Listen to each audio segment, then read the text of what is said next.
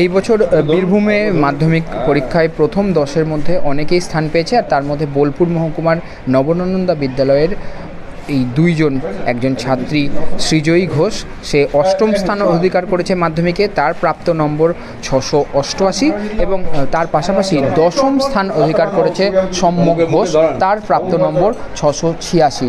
তাদেরকে এই মুহূর্তে স্কুলে নিয়ে আসা হয়েছে এবং তারা অত্যন্ত আপ্লুত, যেমন তার সঙ্গে সঙ্গে স্কুলের যে সমস্ত শিক্ষক শিক্ষিকা থেকে শুরু করে তাদের পরিবারের সদস্যরা সকলেই কিন্তু অত্যন্ত আনন্দিত এই দুইজনের যে সাফল্য তাতে।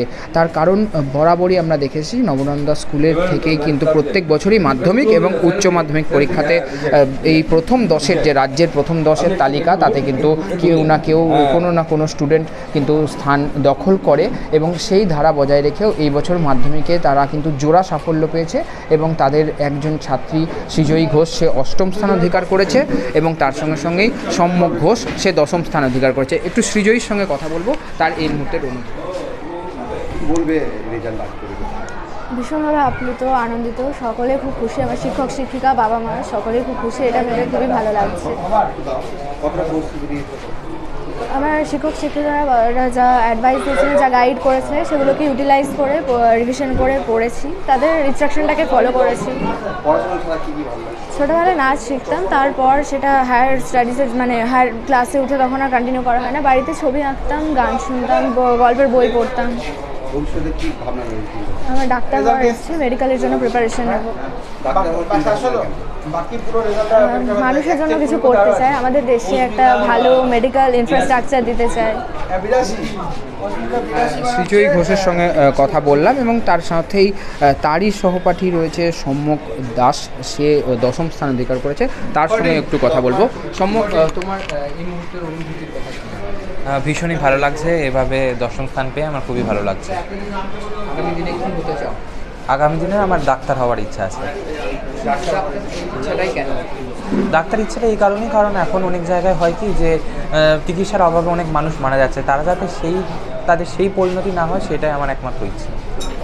কীরকম তোমার রুটিন কেমন ছিল তোমার? বরাবরই আমি রুটিন মাফিক পড়াশোনা করতাম, সমস্ত সাবজেক্টকেই সমস্ত দিনেই একদম ইকুয়াল ডিস্ট্রিবিউশনে টাইম দেওয়ার চেষ্টা করতাম, যাতে কারণ সমস্ত কিছু আমাদের 100 নম্বরে পরীক্ষা দিতে হবে, তারপরে প্রত্যেকটি সাবজেক্টকে আমি গুরুত্ব দিয়ে পড়েছি। একটু আমরা এই স্কুলেরই যে প্রধান শিক্ষক, তাকেই সকলেই কিন্তু যেটা জানাচ্ছে শুভেচ্ছা, তার কাছ থেকে একটু জেনে নেবো। আপনার স্কুলের দুজন হ্যাঁ মাধ্যমিকে কেমন অনুভূতি, কি বলবেন? অবশ্যই খুব ভালো অনুভূতি, আপ্লুত বলতে পারেন। অনুভূতি বোঝানো যায় না, মানে ভাষায় প্রকাশ করা যায় না। তো নবনন্দা শান্তিনিকেতন হাই স্কুল প্রতি বছর র্যাঙ্ক করে, এবছরও ধরে রেখেছে, এবং এক্সপেক্টেড, ওরা হয়তো ঠিক সেভাবে এখনও পর্যন্ত বুঝে উঠতে পারে না, আমাদের কাছে এটা এক্সপেক্টেড ছিল। তো আমরা সেই হিসেবেই আমরা সকাল থেকে স্কুলে কম্পিউটারের সামনে বসছিলাম যে কখন নামটা শুনবো, সেই আশাতেই। তো সেই জন্য যথাসময়ে নামটাও শুনেছি, আমরা মানে কৃতজ্ঞ। আর এর জন্য আমি নবনন্দা পরিবার, প্রত্যেক শিক্ষক শিক্ষিকা, প্রত্যেক অভিভাবকবৃন্দ প্রত্যেকে সাহায্য করেন স্কুলকে, ঠিক সেইভাবে আমাদের চলেন। আমরা একটা পরিবার, তো পরিবারের মধ্যে তো অবশ্যই খুশির হাওয়া থাকবেই, এবং আমরা বিভিন্নভাবে সেলিব্রেট করছি। আমাদের কেক কাটা হবে, বাকি আবির খেলা হবে, সবই হবে আস্তে আস্তে।